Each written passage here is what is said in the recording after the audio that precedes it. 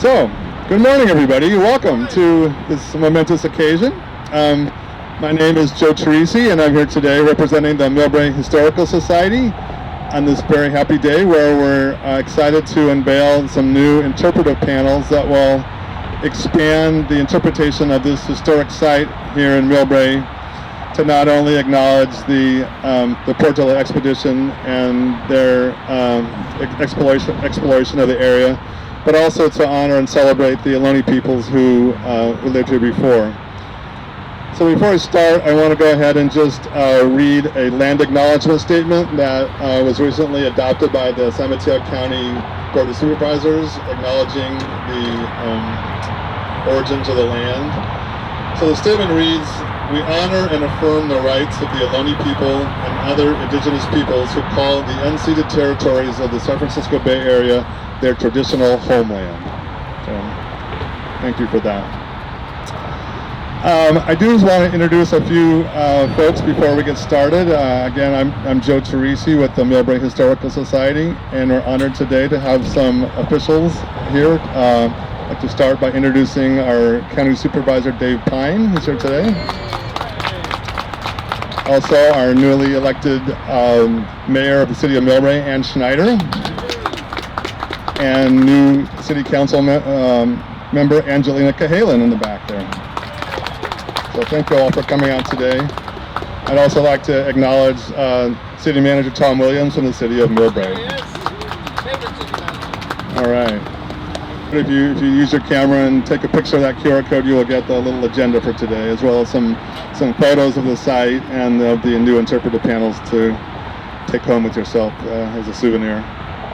So I'd like to get started by introducing Mitch Postal from the San Mateo County Historical Association, who's going to talk to us a little bit about the significance of this particular site, both in terms of the Portola expedition as well as in relation to the native Ohlone peoples that inhabited the area. So Mitch Postal, everyone. I want to start by congratulating Joe Teresi and the Millbrae Historical Society. I know that things like this take years and years to be able to accomplish, and Joe, congratulations, seriously. So this is a very historic place. It's part of a Spanish effort back in 1769, 253 years ago. And this discovery of the San Francisco Bay is acknowledged by all historians as being the most important discovery by the Spanish in North America during the 18th century. So it was certainly a big deal, and right here in Millbrae, we have certainly a piece of it. Now, Joe and I kind of talked about this, and he said, no, it's too long, and they might not get it, but I'm gonna insist on reading Portola's passage in his diary when he described what that day, November 4th, 1769, was about. So have patience, but here it is. 3 hours, all of it bad road, stopped with no water. That's it. The most important discovery of the Spanish in the 18th century. That's because Portola didn't know what he's looking at. Nobody had been up this way, and when you go up to the ridge and you look at the bay, well, that's fine, you see a big body of water, but what can't you see? You cannot see to the north the Golden Gate. And Portola, who's coming overland, he wasn't in a boat, he was coming overland, never decided that instead of continuing north and encountering the Golden Gate, he made a crucial decision to turn east and south. And somewheres around Palo Alto, as a matter of fact, at Palo Alto, because they gave it the name Palo Alto, they camped and then gave up. And Portola returned, and he wrote in his diary that he had found nothing. They were worried about other foreign powers, grabbing California. He wrote, if the Russians really want this part of the world, they deserve it as a punishment for their aggressive design. And he was completely unimpressed. But in Mexico, were more impressed. They forced him back to come this way. You know, he was looking for Monterey and had walked right by Monterey, but then they figured out where Monterey was. And so in 1770, he did establish a Presidio and mission at Monterey. And in that same year, he sent his second in command, a guy named Fages, around the East Bay. And from Oakland, they discovered the Golden Gate in 1770. And now all of a sudden they began to noodle what this was all about. 2 years later, they discovered the Delta. 2 years after that, they discovered the Sacramento and the San Joaquin river valleys. And for the Spanish, the strategic importance of creating a Presidio and a mission at the tip of the peninsula now was becoming to light. Because if you could control the Golden Gate, you could control the bay. If you control the bay, you control the Delta. You control the Delta, then you control the river valleys. California is basically at your feet with this discovery. This is a big thing when the Spanish are considering their colonization of California. Demonstrate that you could actually sail through the Golden Gate.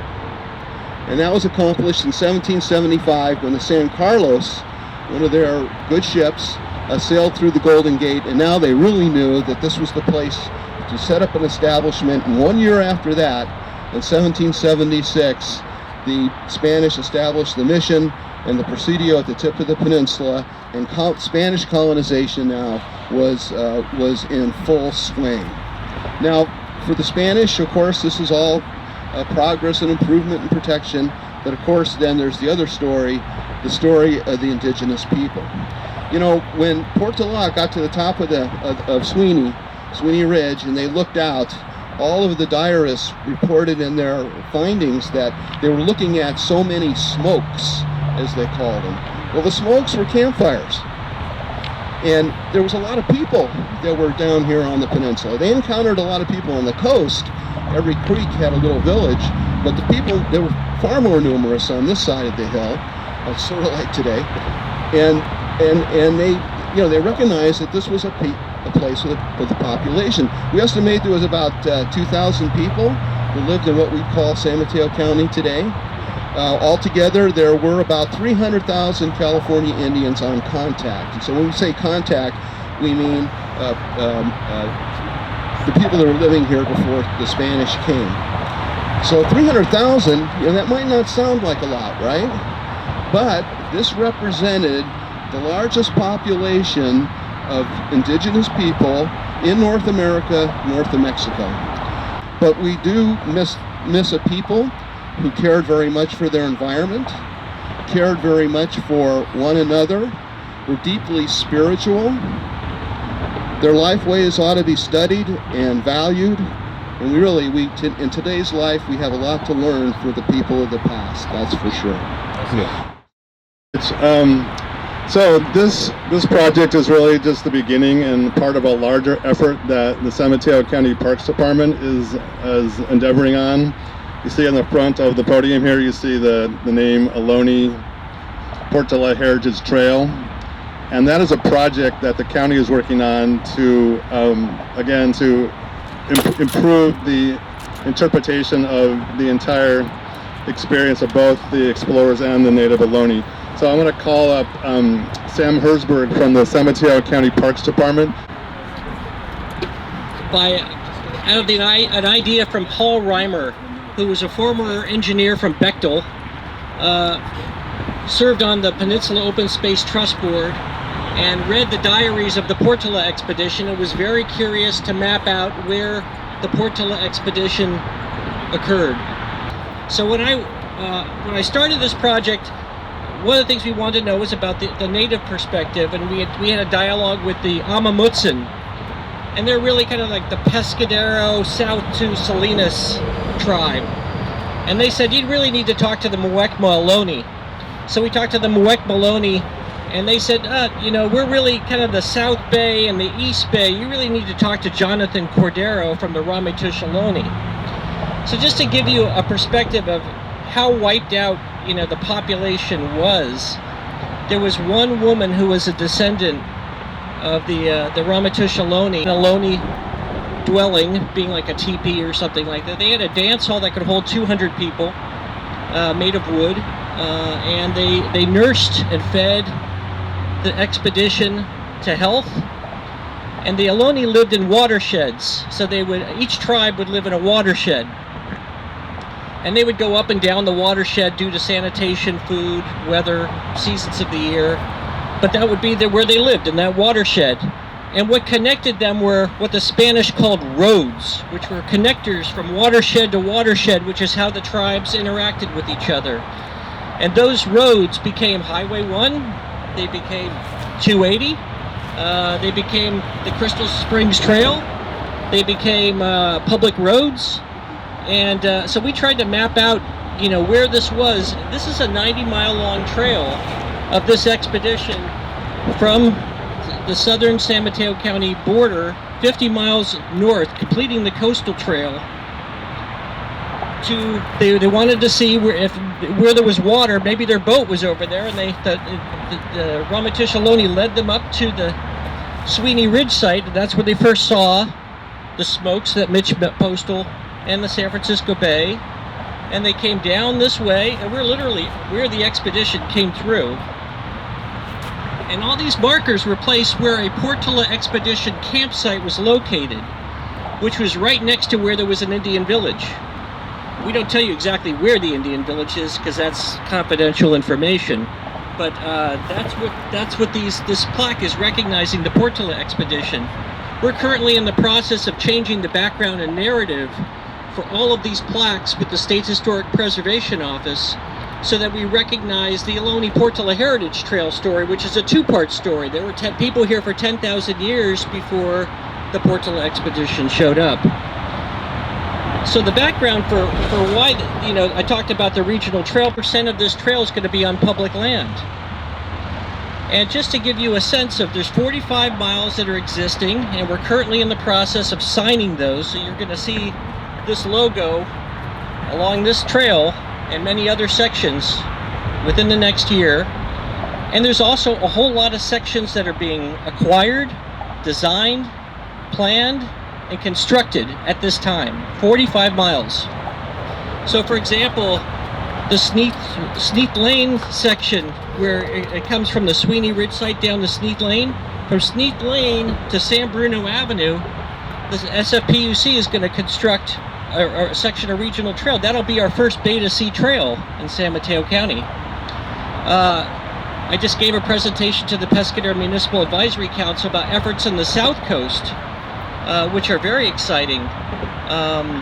The county is recently managing the Cal Purissima Coastal Trail south of Half Moon Bay. In fact, right now there's a dedication ceremony happening at the Tunitas Creek Beach site, which is our newest county park, which is also a section of the Ohlone-Portola Heritage Trail. There's 18 miles of Highway 1 right-of-way that are being planned for. The right-of-way is about 200 to 300 feet wide. The Coastal Trail and the Ohlone-Portola Heritage Trail overlap in these sections, and we're going to have a multimodal trail going south. And some of these efforts are building off of the Connect the Coastside effort that the Board of Supervisors just approved in the Mid-Coast, which is to improve crossings of Highway 1 as well as bike and pedestrian improvements in the Mid-Coast between Half Moon Bay and Pacifica. There's another project happening in the South Bay. I'm just trying to think. It's really impressive to see. Oh, Cloverdale Ranch was just announced this week that that's 10 miles of trail that's going to be improved, that Mid-Peninsula Regional Open Space District is acquiring. This whole thing is happening in our lifetime. And it took a vision, our trail planning committee was 100 individuals from 60 different agencies. I give you we had a celebration, a recognition, an anniversary and acknowledgement of 10,000 years of Ohlone history 3 years ago at 2019 in Pacifica with GGNRA, County Parks in the City of Pacifica. We had speakers from the Ramaytush Ohlone participate. We had the living descendants of the Gaspar de Portola expedition and the Juan Bautista de Anza expedition all participate with their genealogical exhibit indicating, how everybody was related. And we had... I'd like to acknowledge a couple more people that arrived since we started. Councilmember Andrew Spung from the city of Millbrae is now here. And also a representative of one of our other partners, the Millbrae Community Foundation. Maureen Davis is a board member. But again, this took a lot of people working together to make it happen, so I'd like to acknowledge all of our partners in the project. The lead partner was the Millbrae Historical Society, who contributed $10,000 towards the effort. And our partners include the Millbrae Community Foundation, who gave us a $2,000 grant to supplement the funding. Also, San Mateo County Parks, Sam Hertzberg and his team was instrumental in helping us make this happen, as well as the San Mateo County Historical Association, Mitch Postal, who was one of our advisors on putting together the language on here. And lastly, and really significantly, the city of Millbrae was a great partner. They installed all of the decomposed granite surfacing and did all the mulching for us and got the site ready for us. And San Mateo County Parks maintenance staff actually installed the panels. So again, it took a real team of folks to make this happen, and I really appreciate all of their contributions. In addition, I want to acknowledge, as had been mentioned, our cultural advisor was Dr. Jonathan Cordero, who is a descendant of the Ramachurch Ohlone. He helped a lot in crafting the language that you see on these new panels. And then lastly, we had a graphic artist from Mendocino named Erica Fielder, who did all the layout and a lot of the artwork that you see on these new panels. Unfortunately, she couldn't come today, but I want to really acknowledge her support and her input towards this. I'd like to thank Millbrae Community Television. This is being filmed so other people can watch it who weren't able to come today. And yeah, I just want to celebrate this new day, and I would invite a few folks up. We're going to just cut the ribbon and then invite you to come and get some more coffee and come look and read the panels and visit with your neighbors and enjoy the sunshine. So let's have Supervisor Pine and Mayor Schneider and Mitch and Sam and John from the Historical Society, and who wants to represent the foundation? Maureen, you want to do it? Why don't you come up? I think it's going to work better if we pull in, open it up more and pull in real tight. Open this so there's no air. Yeah, we did this at the museum and it was tough. 1, 2, 3. See, that's why I wanted the supervisor to do it. Wait.